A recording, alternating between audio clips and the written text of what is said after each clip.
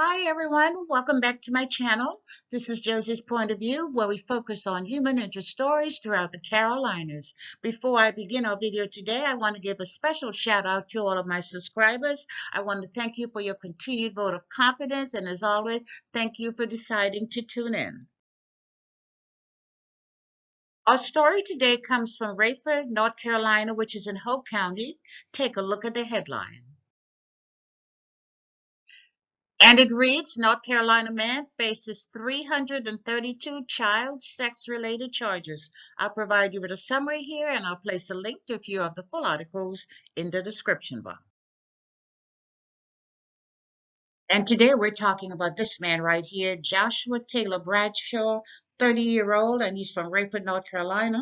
Well, he was arrested by the FBI on Sunday, and he has been indicted on 332 child sex charges. Yes, ladies and gentlemen, you heard me. This is true. This is not fake news. It is all real.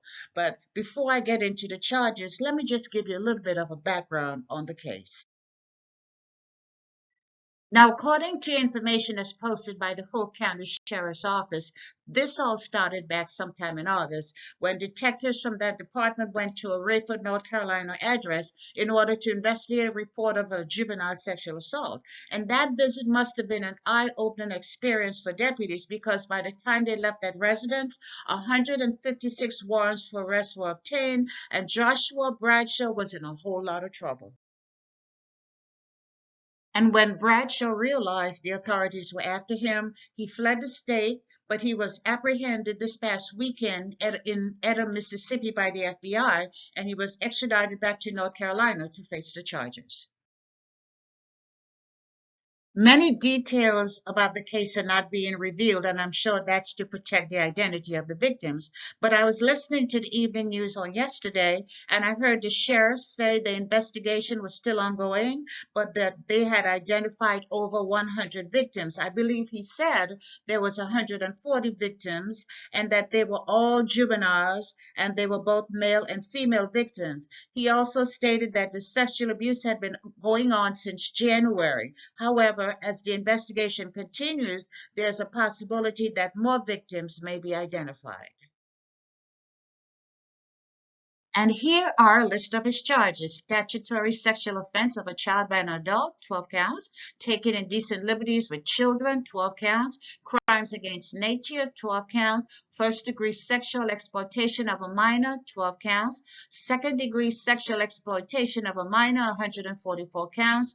Third-degree sexual exploitation of a minor, 144 counts. And as I mentioned, the investigation continues, and there's always a possibility that more victims would be identified.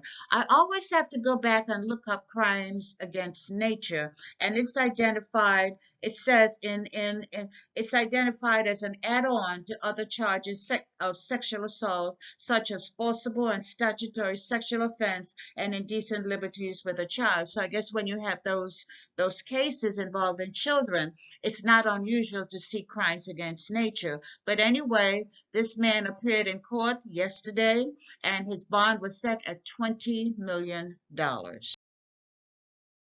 When I heard the list of charges and the number of juveniles involved, I was tempted to ask several questions. How did he have access to that many children? Was this a school environment? How come no one else knew, or are there other people involved and we just don't know about it? How come over 100 juveniles were sexually abused before one of them spoke up? Or did they share that information and they were ignored, or were they unable to speak up due to their environment? It's just a lot of questions, but I give a lot of kudos to the Hope County Sheriff's Office, who acted promptly and took the necessary step to get this monster off the street. 20 million bond was definitely an appropriate amount. I don't believe I've heard of one this high, but in this incident, he deserved every bit of it. And if he's convicted of all those charges, he's going to spend the rest of his life in prison. You know, it's a shame they can't give him the death penalty. It's really a shame. But Joshua, I hope you know that there's a thing called karma, and a similar fate awaits you in prison, my friend.